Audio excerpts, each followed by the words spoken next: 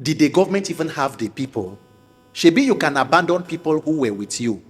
But by implication, since you snatched power, grab it and got with it, the implication is that you swore to a constitution and you are supposed to abide by it. That the protection of the life and properties of the people, security and welfare, will be your primary responsibility. What we have today in Nigeria is a sacrilege. The Tinubu handling of security in this country is a scandal. That is why today you will have terrorists in this country who will make phone calls, receive alert on their phones. Terrorists in the bush are treated with medical, professionals, but somehow the government does not know where they are. In Nigeria, when they kidnap 100 people, government go behind doors and pay ransom and will come and put up a statement and tell you that we discovered them as per laws but found. That is where Nigeria is. That even in Abuja, the FCT, they kidnap people in the country's capital. But guess what?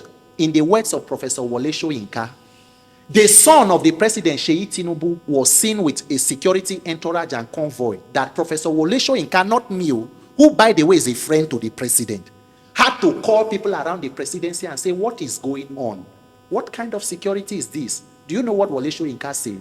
Prof said, when Tinubu sent Nigerian military to go and restore democratic order in Benin Republic, it was not necessary to send Nigerian military. That the security he saw with the president's son is enough to restore and carry out that assignment in Benin Republic.